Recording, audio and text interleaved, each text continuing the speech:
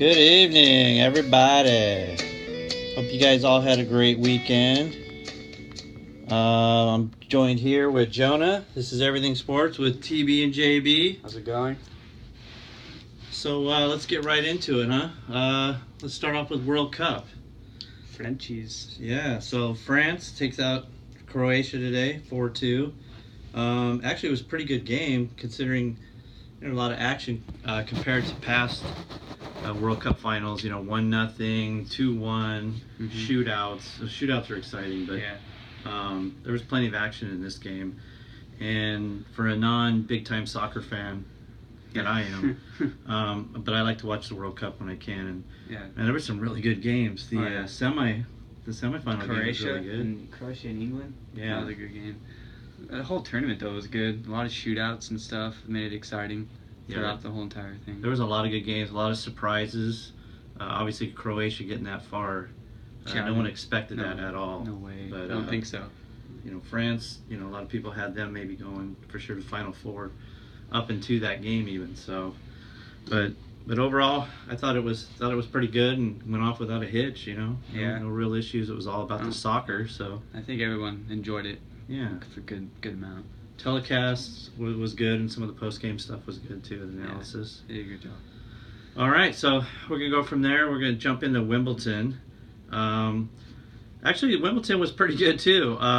Today, this morning, before a lot of people probably even got up, the match was over pretty fast with Novak Djokovic taking out Kevin Anderson in straight sets, 2-2 and 6. The match wasn't even 3 hours old, so if you got up at 9 o'clock, you missed it. But the quarters and the semis were really good. Yeah. Jonah, you actually watched the Isner-Anderson match. It was almost 7 hours. Yeah. That went six and a half. Or 6 hours and 36 minutes to be exact.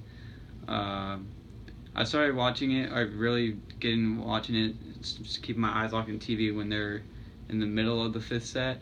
It was, I want to say, like 15-14, something like that. And they just kept, serving back and forth to each other. And it was seemed like it was never going to end. Yeah, I mean, that was just a super long match. Obviously, there was probably some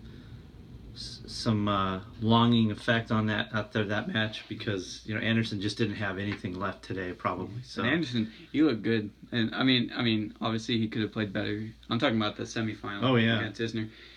Isner looked he was done, but Anderson looked fine toward the end, and I think that's why he won. Yeah. But by today he was just gassed. Yeah, and Isner's remember Isner was in that other match. It was probably 2010.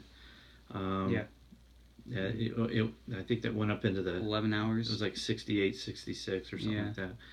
So, so that was one good semi, and then obviously Djokovic and Nadal, that was really good. It was done on it was done on Friday after 3 sets because of darkness or curfew that they have at 11 o'clock. Mm-hmm. So they resumed the next morning. Djokovic was up 2-1. Nadal won the 4th set. Relatively easy, and then Djokovic beat him. And again, in extra games in the 5th set. So, not sure if, there's some talk about Wimbledon changing that a little bit, so these matches aren't going 4, 5, 6 hours long. It's good to a certain point. Yeah. Once you get to 15 and above, it's okay. Now they're just serving back and forth to each other. So yeah, they're not really volleying. They're not rallying. They're just trying to get a serve and maybe a return winner. Right. Blow it by each other.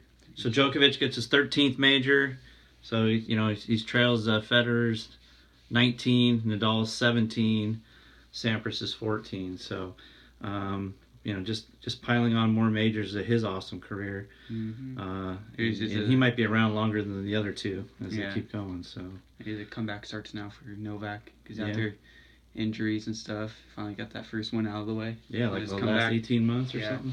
So on the women's side, Serena just kind of ran out of gas there, or she actually played a credible opponent. So Kerber's really good. She's the only person besides Serena's sister, Venus, to have beaten Serena in 2 Grand Slam finals. Right. So she's done it before, so she was probably ready and up for the task. Mm-hmm. So she won straight sets. Yeah. That's what I thought. I mean, I predicted Kerber to be able to beat Serena just because. Yeah, you did. Kerber's been, Kerber's a great player, and Serena's not at her top of her game, so not yet at least. No. So I mean, I didn't think she could carry it all the way through. If she did, that would be just unreal. But I mean, still, hats off to Serena. That was a great job. And it's pretty crazy to think that, and Serena was pretty upbeat considering she lost. She's very competitive and she doesn't like losing. But I think she took a lot out of this tournament, thinking, maybe in her own mind that she got a little bit farther than she thought. Yeah. And it's pretty amazing because, how much longer is she going to play? She has 23 majors. The next highest person on the active list right now is her sister's got 7, but her sister's actually even older than she is, so she's not going to win another major. Sharapova has 5, but her game is nowhere near where it can be to win a majors. Right.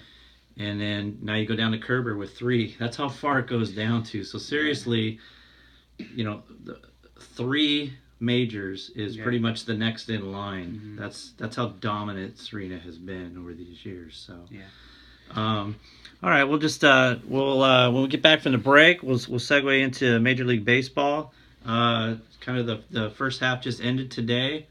We're getting ready to talk about. Yeah, get ready for the All-Star game. We'll go over a couple things on that, and we'll be right back in a couple minutes.